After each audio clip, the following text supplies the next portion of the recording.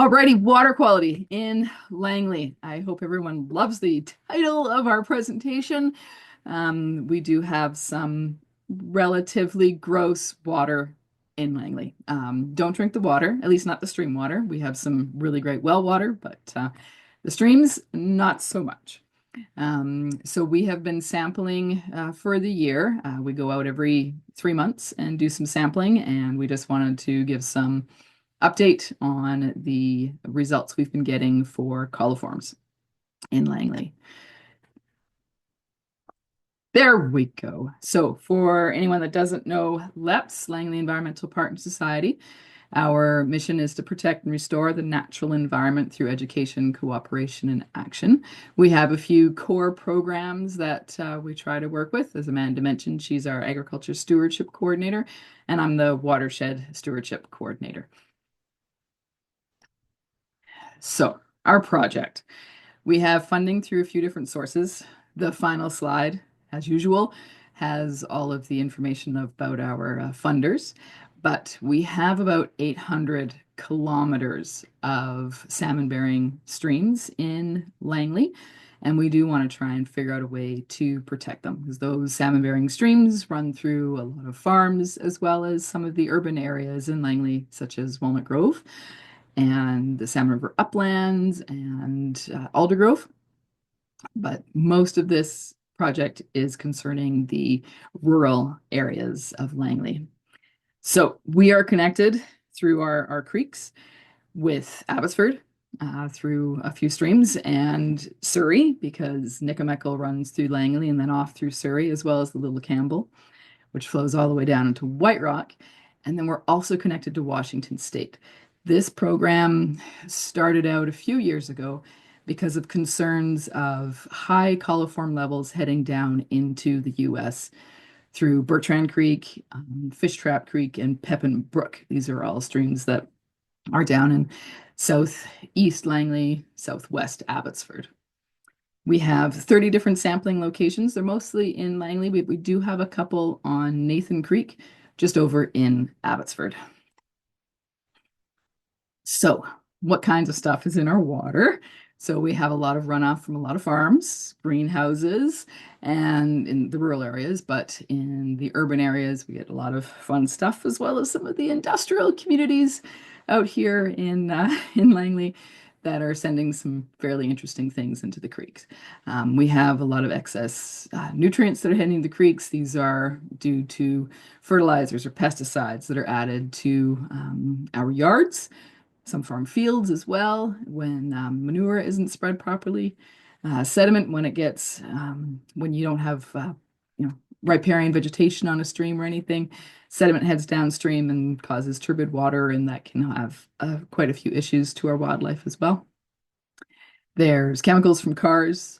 You may have heard of the 6-PPD that's coming out of car tires, which is causing quite a bit of mortality actually in our coho salmon and other Pacific salmon species that we have out here. And there's of course cars leaking on the roads, and such as my son's car, which I really need to get him to fix. It causes me grief to see the oil puddle that's under his car, but we'll figure it out, I hope.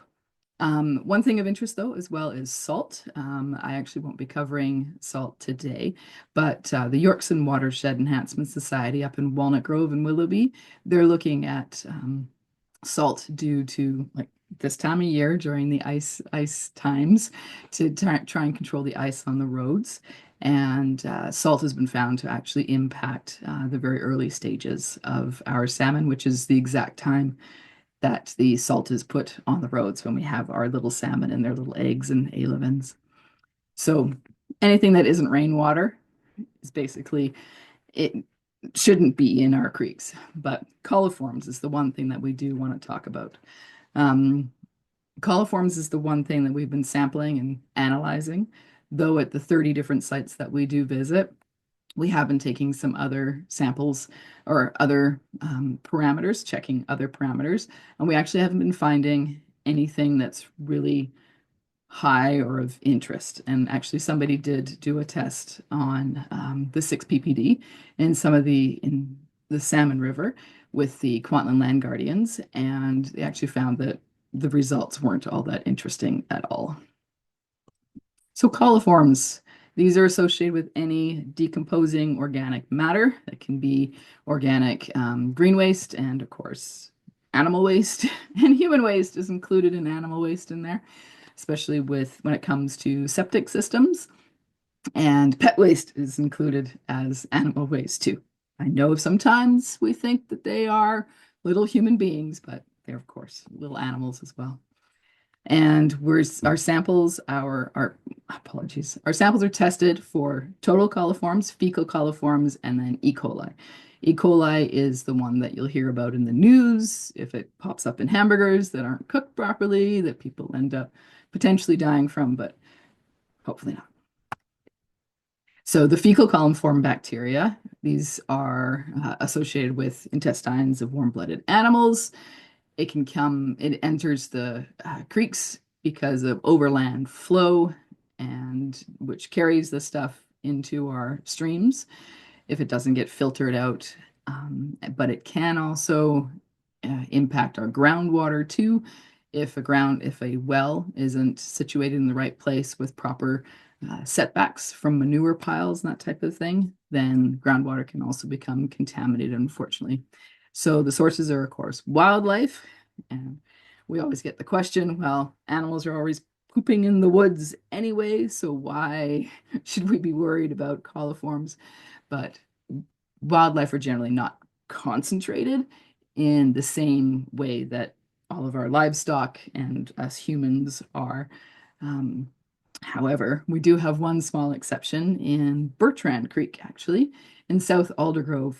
This time of year, through the winter months, we actually have a very large crow roost that's down just south of 16th Avenue between 248th and 256th Street. And they have done some sampling to try and figure out what animals are associated with the coliforms they're finding in the creeks. And crows are part of this roof bird, like rooftop bird set of data.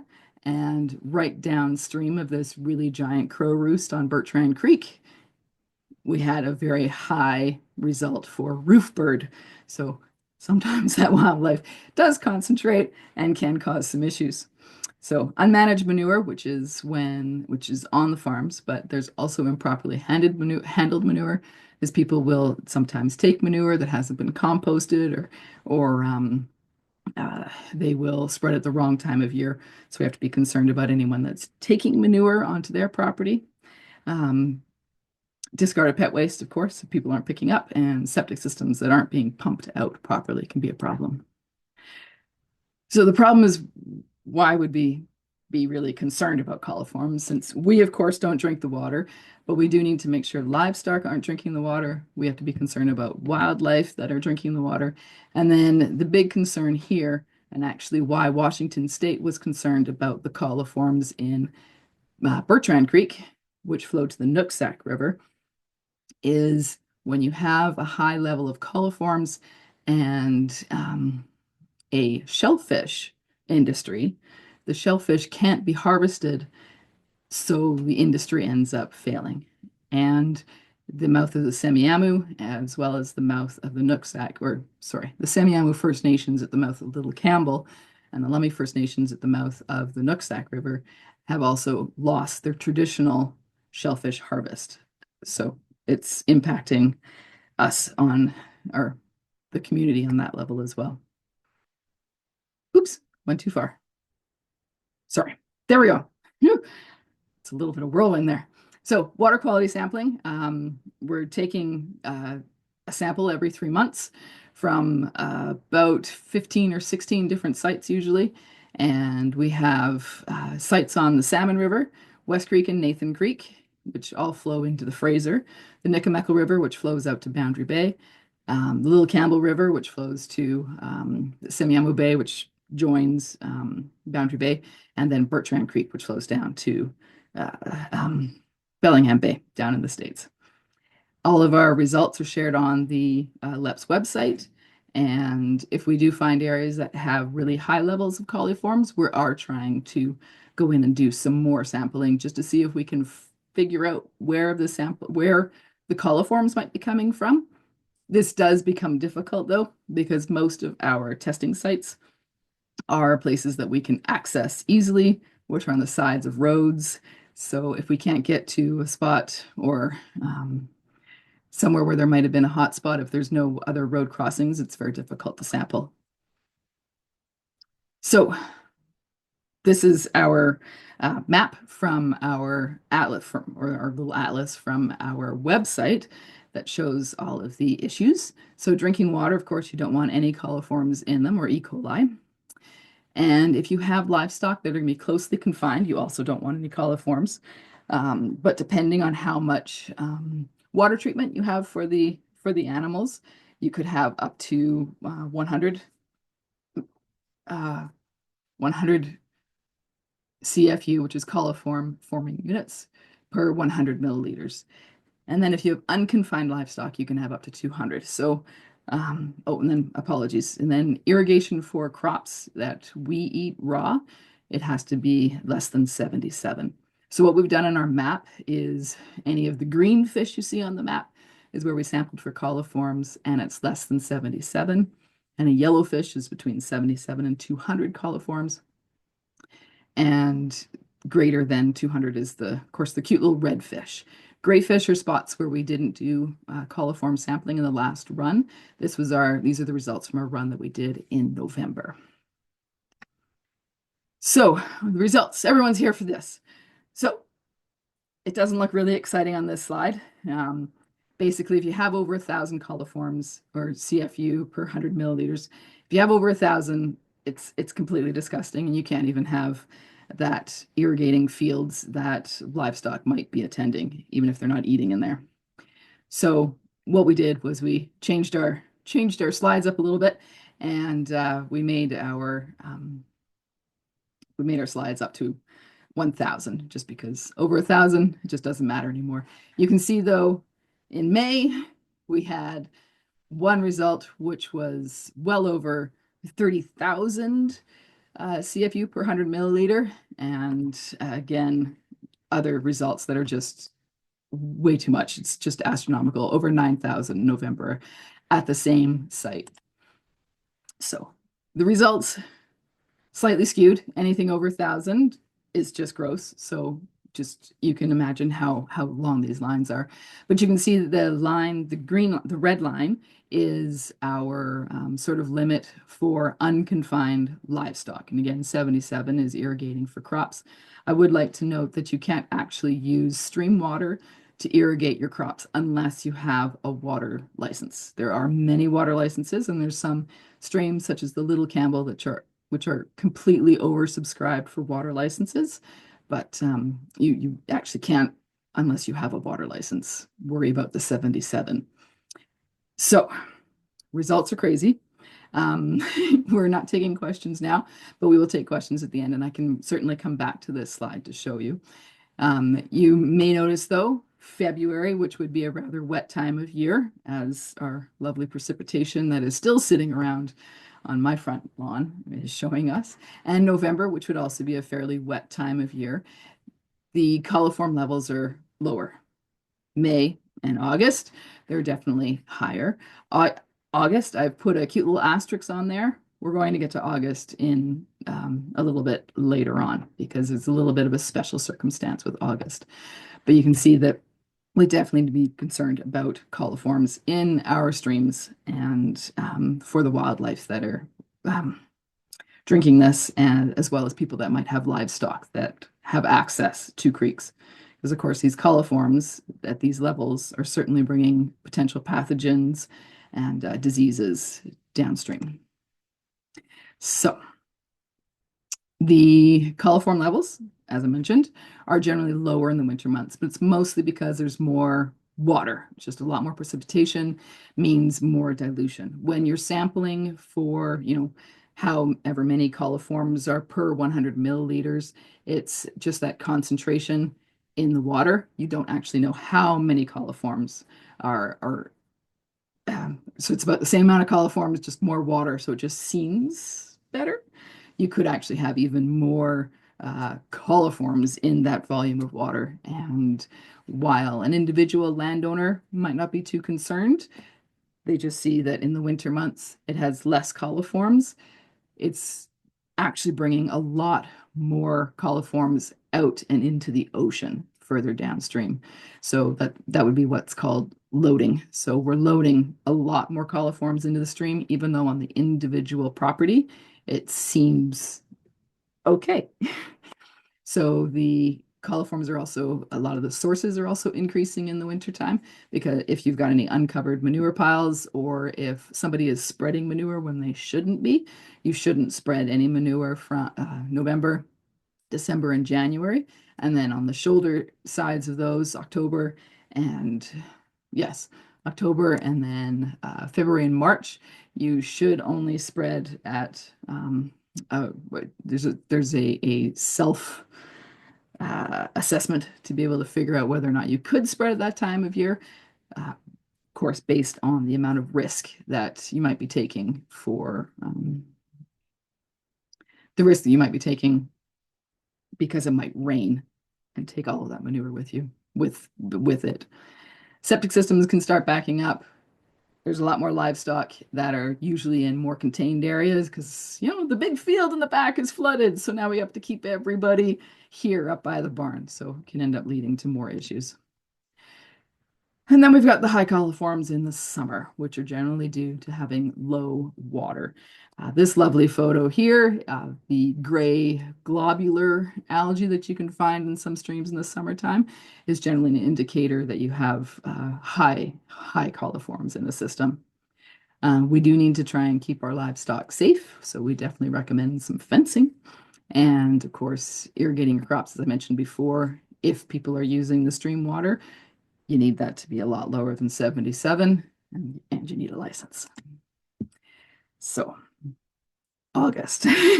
These results were quite insane. But our August sample was after what we call a first flush. We were actually able to capture the sampling right after the first big rain that we had at the end of August.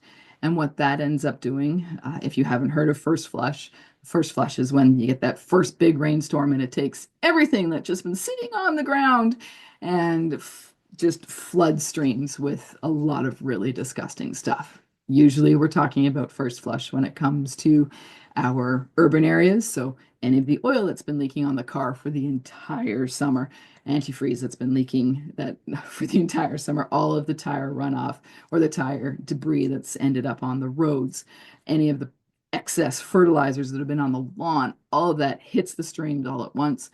But we're also looking at the coliforms because, of course, the animals have been out in the fields all summer, and now we get that first rainfall that's hit the fields in sometimes months, and it takes everything down with it. So we were able to capture that during our August session. So that's why the numbers were incredibly high. You might notice that not a single one of our results was under 200.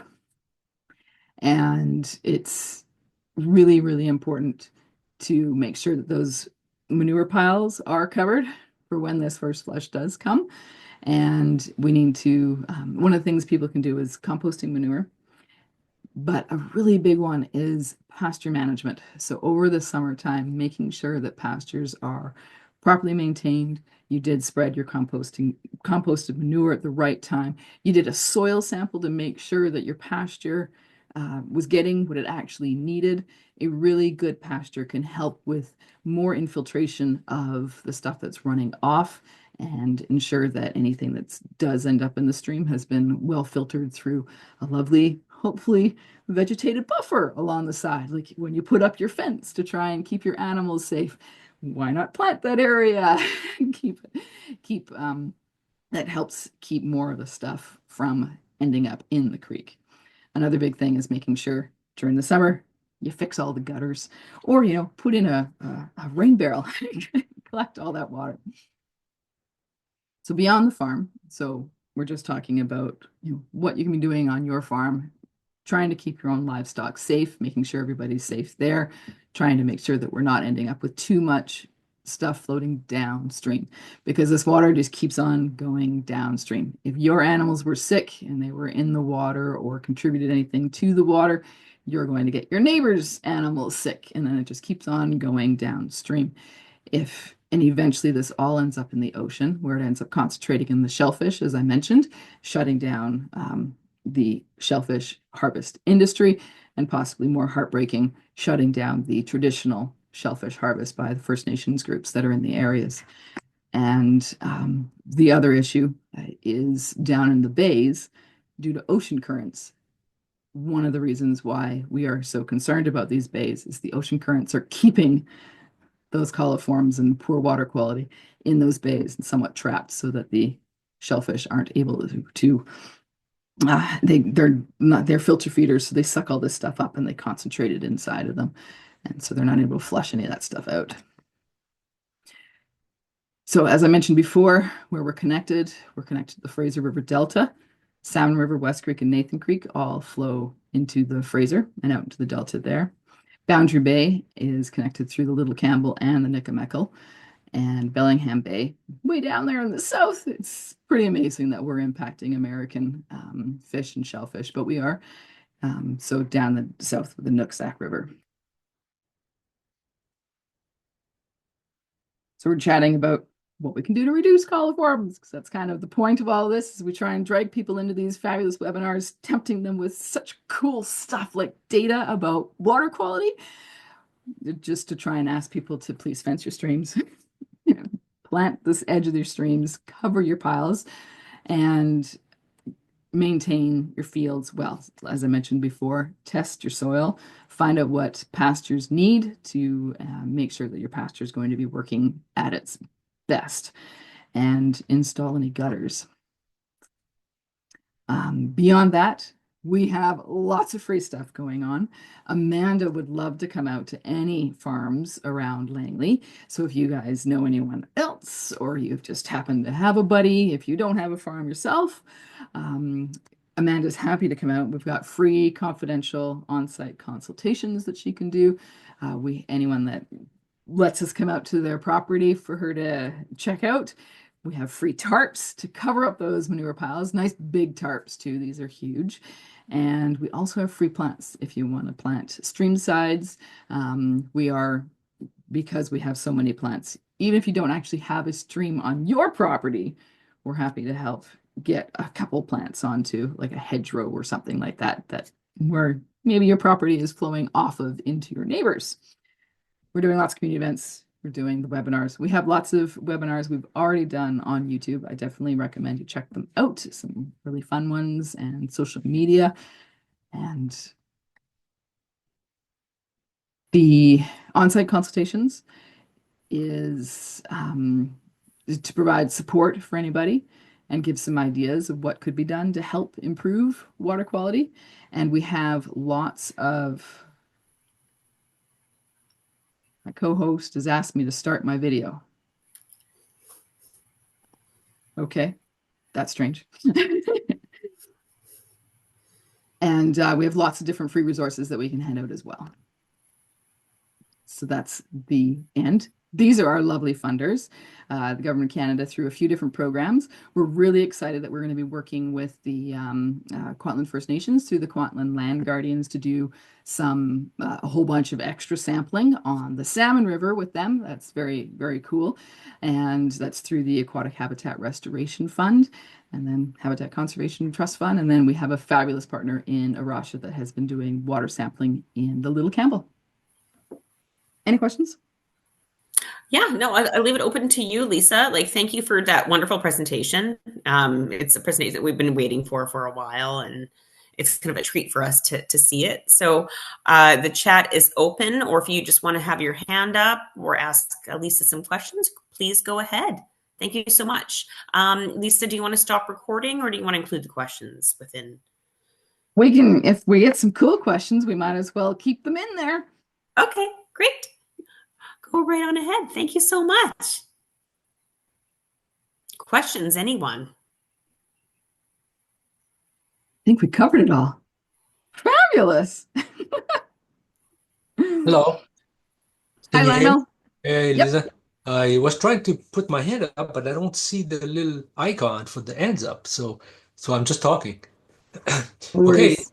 my question was on one of your slides, you showed the sites on the township map. You showed the Yep. sites where you do the sampling. Now, are all these sites represented in your histogram plot?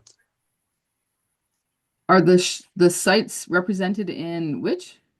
So in your histogram plots, you have a number of sites, right? Instagram. No, The if you bar, mean the the vertical bar graphs, bars. your bar graphs. Oh, the bar graphs. Any of the coliform sample sites, yes. So all these, including all the ones you showed on the previous map before the The bar. Yeah, any of the gray ones we don't have on here, but all of the bars are the like the November sample. It represents, for the most part, we're sampling the same ones that are colored. And I How come you just don't have realized the I'm gray not one? sharing my screen. Hang on. I was going to share my screen again. Here we go.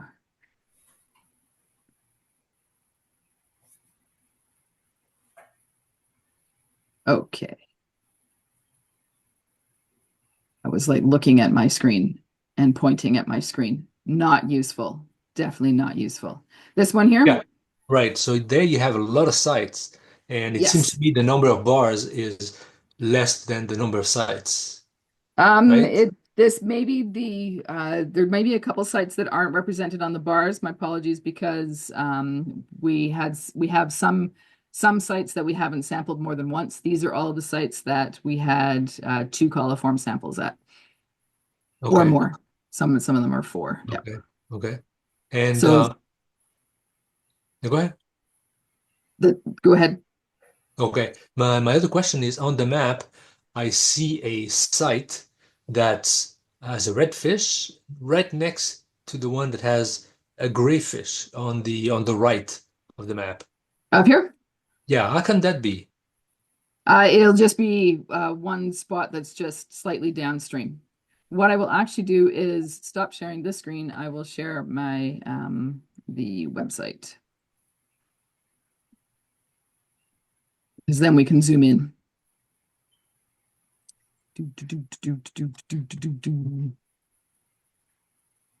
There we go. There's my emails. All right. I need this screen to go away. Go away, floating panel.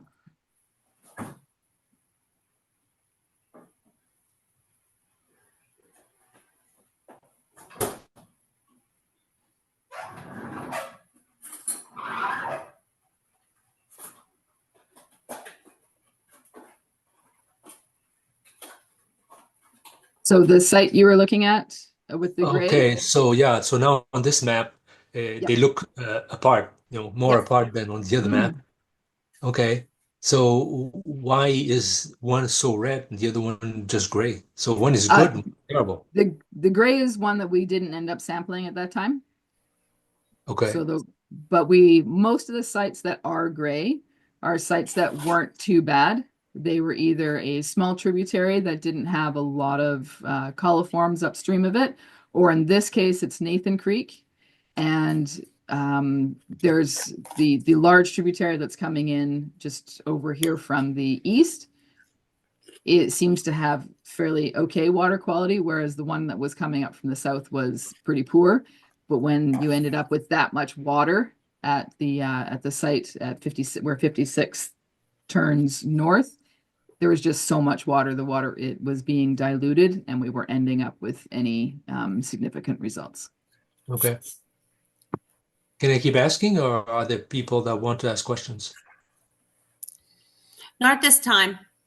Although there is a comment in the chat asking, they thought the gray ones were where you didn't sample this time, Hmm. unless they were misunderstood. Yeah, so we didn't take a coliform sample this time. At some point, we have taken a coliform sample there, but at the during the November the last sample in November, we didn't take a coliform sample. But if you go to our atlas, you can actually click on these dots, and you can find out what the levels were. So this gray point in particular was sampled in February this past year, Oh, I see. and Okay. the total coliforms were a little insane, whereas the E. coli was just at 200. But if we click on this lovely dot, you'll see that back in February this past year, we had this strange thing pop up where this tributary was 240, so fairly similar to the lower reaches, but 1,920 came up as the fecal coliforms. So it was one that we wanted to track as well. The total coliforms related to both fecal matter and rotting organic green waste was 7,000. So it's a little much. And if you have a look, you can look at our results and you can see that it has been fairly ugly for most of the year. Okay, there's a I have question a here. question. Yep. No, if you want to go ahead, absolutely, Angela, go ahead. Okay, it's Christine Bishop. I have a question Sorry, when you Christine. have time. Go for it, Christine. Okay. First of all, I just want to compliment you on this amazing mapping thing where you can look at the site and you can see the absolute raw data. I mean, trying to get that out of the province or Environment Climate Change Canada is always virtually impossible. Which is actually one of the reasons why we enjoy doing this, because then we can share it. Mm-hmm. Yeah, it's fantastic. Yeah, way to go. And I'm really glad that you had a chance to show this to us on the webinar. But I do have a question. Like one of the things that I found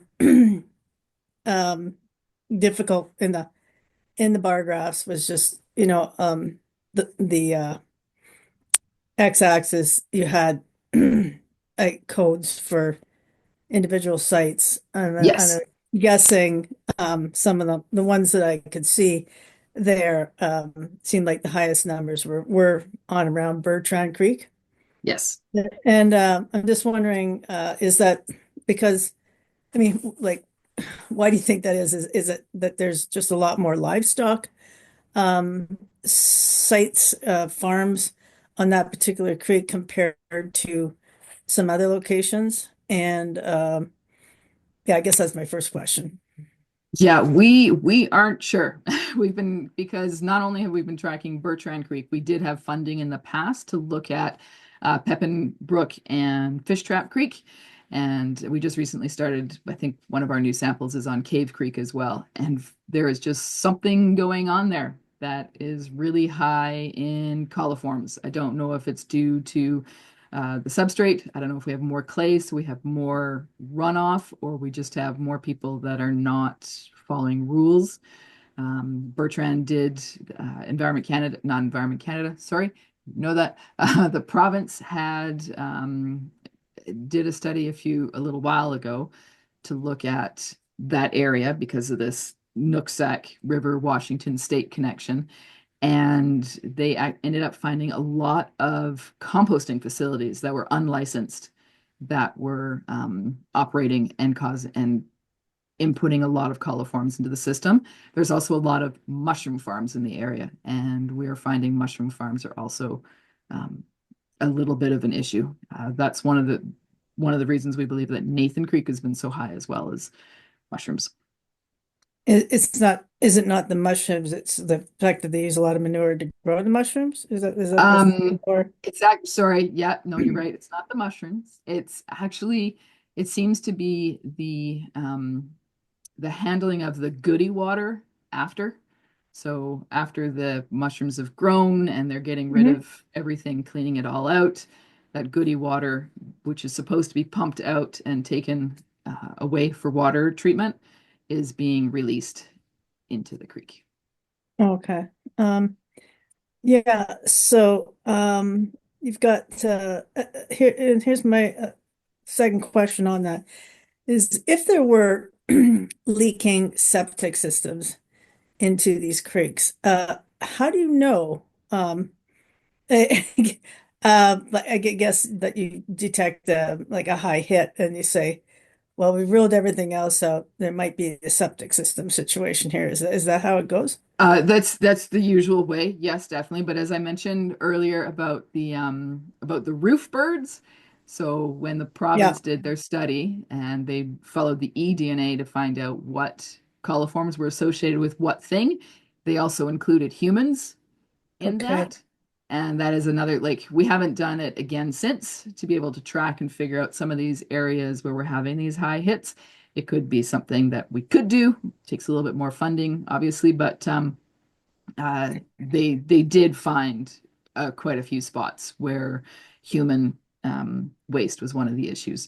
What we could probably do, because Amanda has everybody's emails, I assume, because she had to send out the Zoom link to everybody. I'll have a look and see if I can find that provincial report, and I can maybe send that to everybody so you can see the one that shows all the different kinds of sources or potential sources of the different coliforms. Thank you, And that Lisa. that's what they did with eDNA. Yes. Mhm. And you can see which ones are human.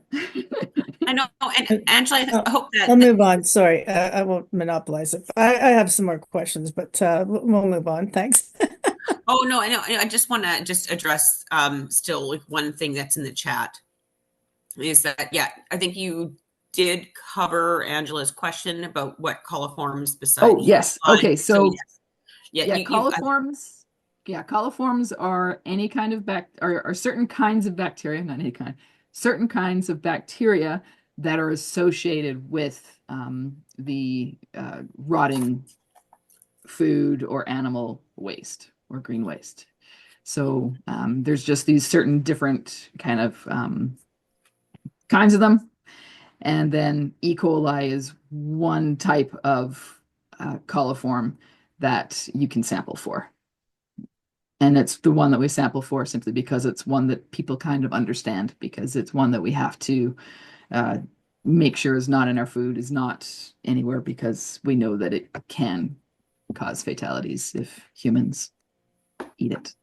Mhm. I hope that answers your question, Angela. Any more questions for Lisa?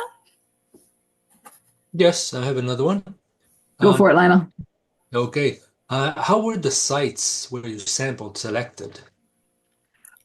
Good question. We wanted to first we wanted to make sure everything was in rural Langley, because this program was trying to target manure and spreading and that type of thing. And um, we did just try to make them uh, try to have a good sample of the watershed. We stuck to mostly main stems. We did some major tributaries, but for the most part, we wanted to be able to track the coliforms as they head downstream in a system. Okay. Oh, and safe roads. We don't have any on 16th Avenue. Okay. Now, another question related to the results. Um, the results looks pretty bad. It makes the township look pretty bad in terms of managing these coliforms. Now, is that typical of all agricultural areas, or is this like what Langley is, a dirty place? As far as I know, that's very typical, especially with the sampling that we did in Abbotsford and the sampling that Arash has been doing in Surrey. It just seems to be we need to do better. Amanda, do you have any insight?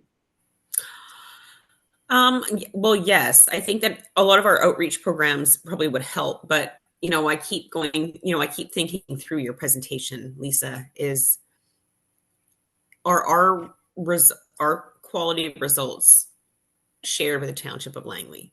Because I've brought forth even today water monitoring and wells with them because I have been sick this week and I wanted to put forth through the AAC,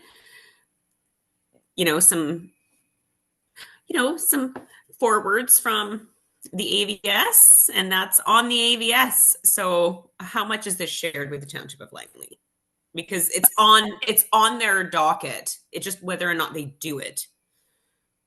Yeah, I expect the results that we've been doing in the we do a sample program with Washington State, which Pina's actually doing today. She had to cancel today, of course, for safety reasons.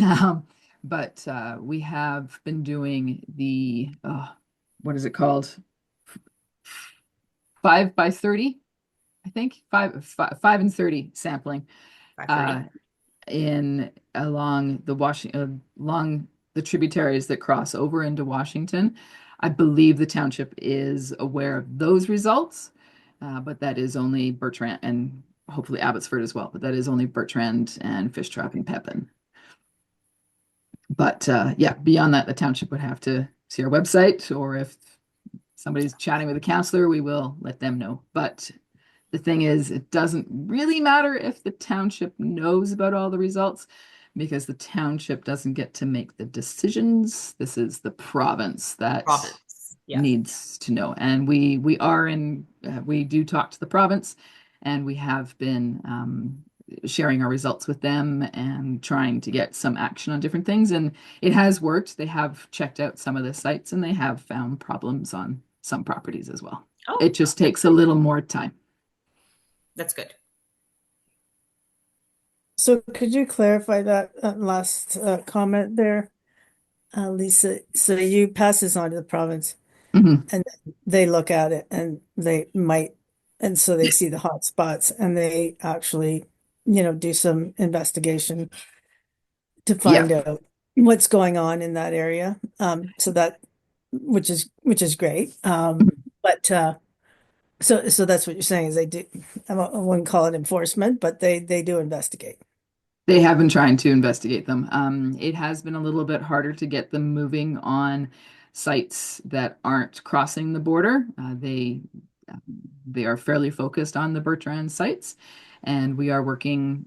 We're part of a working group with the folks in Whatcom County, and we share information with them, and we get to listen in on meetings that they're having with the province and the work the province has been doing to follow up with different sites. And it takes a while. They need to be able to find the site, which is hopefully what we're helping them do. And then they need to be able to get onto the property and sample at the right time of year and get that kind of ball rolling to be able to Right.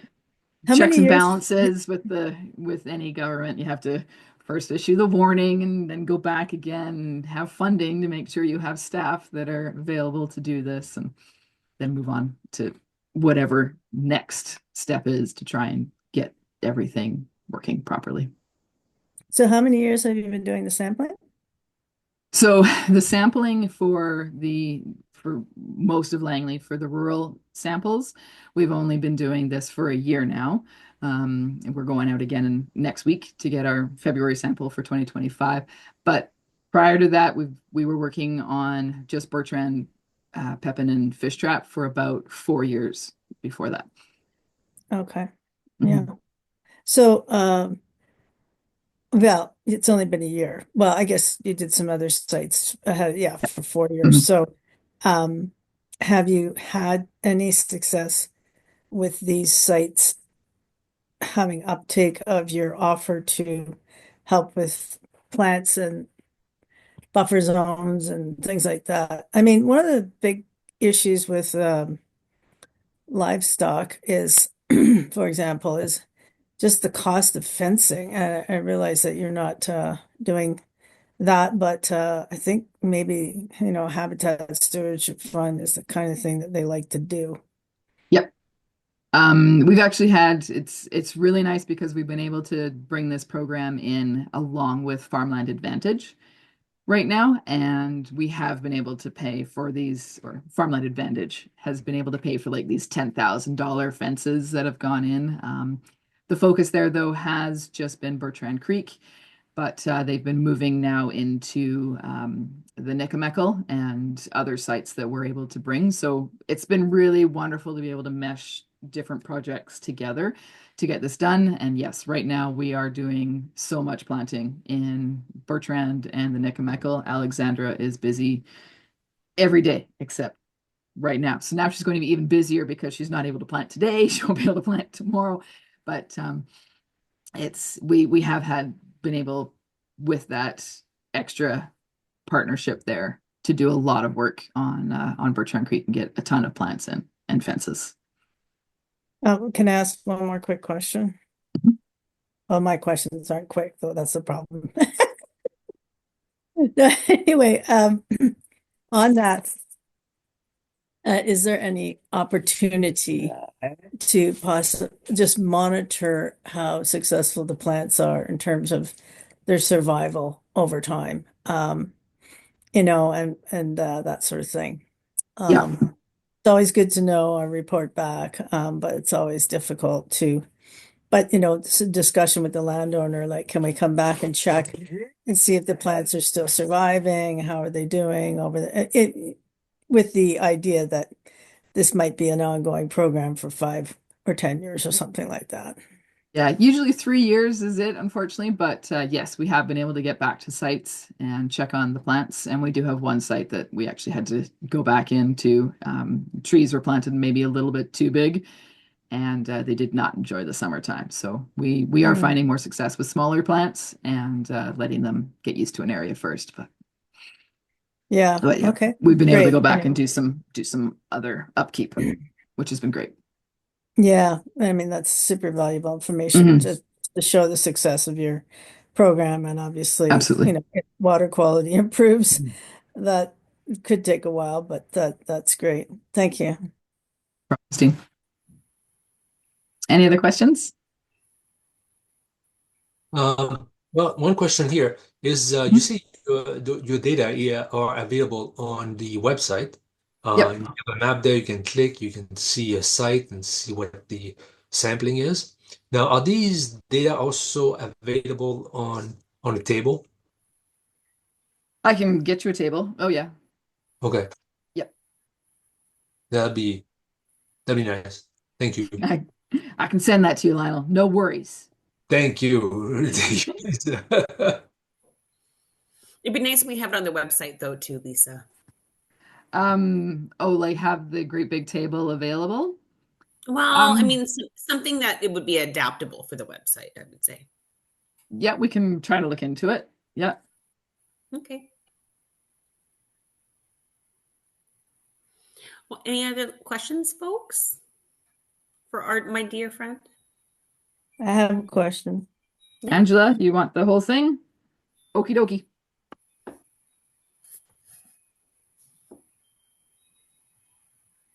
Go Thanks. ahead, Christine. So you say that they're doing similar sampling in Surrey, and you've done some in Abbotsford. I just wondered if the results that they have on the other side are, published, or I mean, they have a super fantastic website like yours. Well, we have Arash's results on our website. I actually just received them from Stephen with Arasha the other day. So I'll get those ones updated. But yeah, the older ones we were doing for the province, so they have that data. We can try and find it from them. You would think that they should share it with us, but like the previous sampling that we did, we can look Yeah, into it. this Yeah. would be, yeah, you might as well make it comprehensive because the public's not going to see it unless if the province doesn't really make it that readily available. It'd be nice if it could be on there. And now I had a question about the little Campbell because I did I miss something? I don't think I saw too many. I thought I saw some red hot spots down there in the south, but then looking at your bar graphs, I didn't see anything that really stood out. Is that correct? Yeah, the problem with the Little Campbell, just for our data, is we have only been because the Little Campbell dries up, we're only sampling the Little Campbell when it's flowing into Surrey. And because, yeah, so we don't have the summer samples for those ones. Mm. We have had only really one issue though in the Little Campbell, and it's been a tributary that enters the park from the north side over on 212, like by 212th Street. Okay, well, because I know in the past, but this is quite a while ago, that they did have issues with so like at some crossings, horse manure because a lot of horses. And it's actually now it's less horses, but there's a lot more dogs and therefore a lot more dog poop. Yep. Um, and so you don't have the summer sampling, so looks better, is what you're saying. Uh, Yeah. but there's still potentially some issues. Oh yeah. It's just since it dries up, it's yeah, that's it. Little Campbell certainly does get that first flush when the water finally starts flowing. Mm.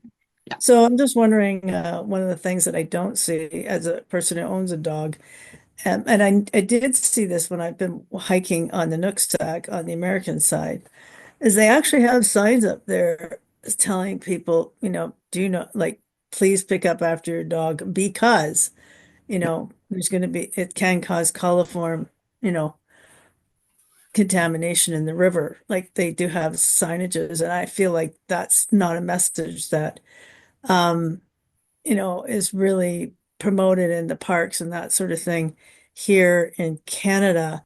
And I know what people should pick up their poop anyway. And then there's certain people that, just aren't going to do it. But I think when people hear that it could contaminate, water, it may be, more of a selling point. They Yeah, realize, potentially. like Definitely. thinking, well, my dog's just pooping in the forest. Like, why does that matter? Like but it's often near a small stream or something like that, and that water can run off of quite a ways from a stream and cause a problem. So I'm just Mm. putting that out there as something that I think that, maybe parks signage at some point we could mention that to whoever we happen to be talking to. Yeah, no, I love that. That sounds like a great idea, Christine. We definitely bring it to Metro Vancouver and the township and the city because we got the Nikamekel. But the Bertrand Creek Enhancement Society over in Aldergrove did try to get some signage up at Jackman Wetlands Park because the Retriever Club was putting up some signage there, Yeah. and we felt it was an opportunity to be able to put some information about coliforms, but it turned out they didn't have near as much space on the sign for the information we wanted to add. But the Bertrand group does have some info and lots of stuff that they were doing for research regarding other signage that's been done in other places. So yeah, we can certainly look into bringing that in. Okay. Well, we have a little bit of homework to do with the full data and emailing it to a few people who has requested it. But thank you all for joining us tonight. It's been a long time since we've had like a crowd, I would say a crowd come out for our webinars. And yeah, no, Okay, thank you so so much. Grima did post in the chat there that we did an article for BC Nature Kids recently Yeah. Yeah. about poop. That was Nicole. She wrote that one. I think it was Nicole Grima. Is that right? Yes. Yes, it was. It was. Okay. Well, thank you guys so much for coming out to us. We really appreciate it, and we will, I guess, end the recording. Yep. And